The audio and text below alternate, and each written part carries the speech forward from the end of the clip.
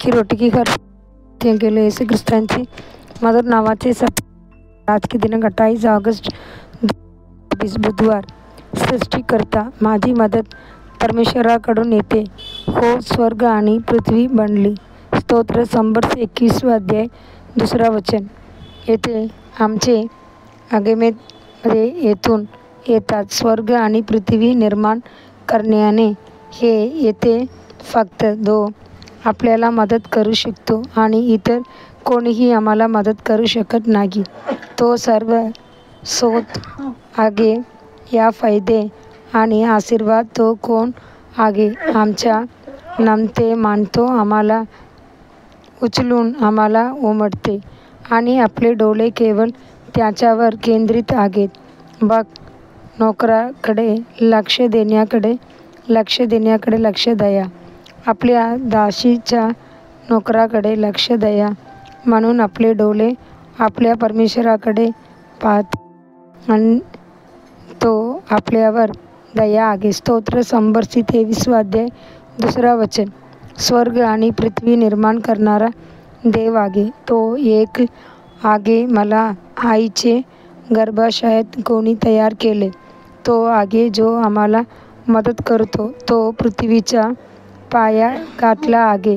संदेष्टा येसाया म्हणतो, तू पृथ्वीची पाया घातली आहेस व ते कायमचे कलविले जाऊ नये। स्तोत्र संबर्ष 4 अध्याय 5 वचन। परमेश्वर म्हणतो, मी माझ्या हाताने पृथ्वीची पाया घातली आहे आणि माझा उजवा हात स्वर्गातून उगवला आहे। जेव्हा मी त्यांना बोलावतो तेव्हा ते एकत्र उभे राहतात। येसाया 48 अध्याय 13 वचन। शास्त्र म्हणते, चिरंतन देव तुझ्या शरण आहे आणि अनंतकालचे शरण आहे। मग इस्रायल सुरक्षित ठिकाणी राहतो, एकट्या याकोबच्या जरा एकट्या आणि नवीन द्राक्षरक्षा आहे। त्यांचे आकाश देखील देव पडतील। तू घरोघरच आनंदी आहेस, तुझ्यासारखा कोण आहे? एक लोकांनी परमेश्वराला मदत केली, तुमच्या मदतीची ढाल आणि आपल्या वैभवाची तलवार। तुमच्या शत्रूंनी तुम्हाला भोजन केले जाईल आणि तुम्ही त्यांची उच्च स्थाने चालवाल। अनुवाद 33 अध्याय ते 27 वचन से 29 वचन। परमेश्वराने स्वर्ग आणि पृथ्वी निर्माण केली, तुम्ही स्वर्गीय आणि पृथ्वी निर्माण केली। स्तोत्र संबर्ष 15 अध्याय 15 वचन।